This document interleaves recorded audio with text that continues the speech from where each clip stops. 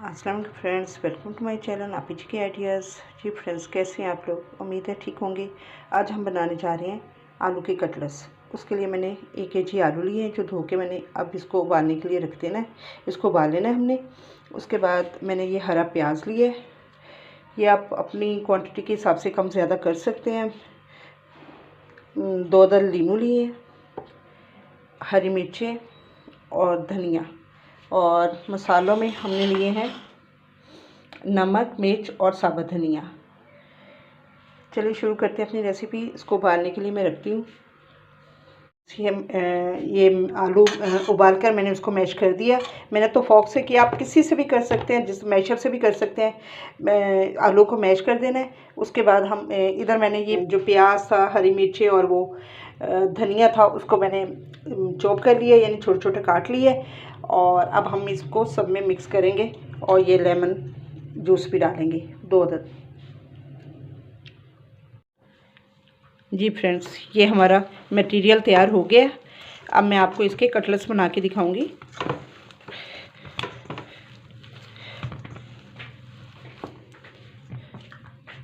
बस छोटी छोटी हमने टिक्कियाँ बनानी है।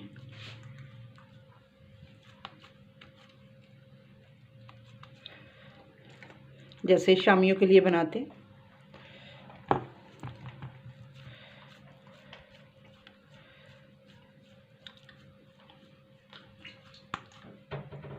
इस तरह हमने सारी बना लेनी है।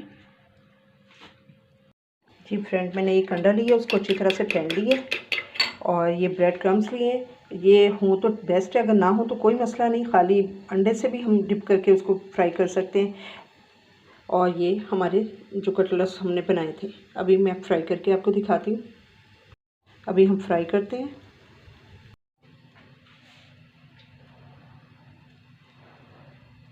ये देखिए फ्रेंड्स, हमने ये अंडे में डिप किया।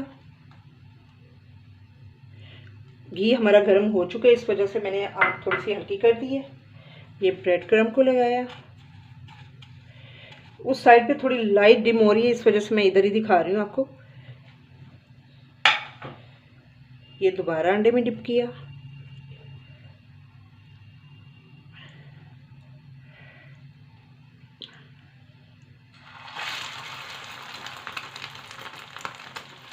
इस तरह करते करते हम डायरेक्ट यूँ भी लगा सकते हैं, ब्रेड क्रम्ब ज़रूरी नहीं है। और हम ब्रेड क्रम्ब पहले लगा के उसके बाद बगैर अंडे के उसमें भी कर सकते हैं।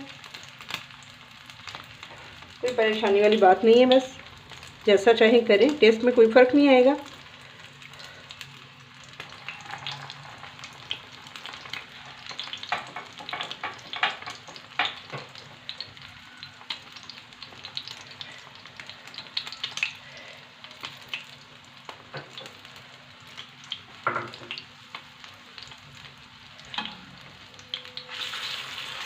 बस हमने इसका हल्का सा गोल्डन कलर आ जाए तो हमने इसको ऊपर कर देना है।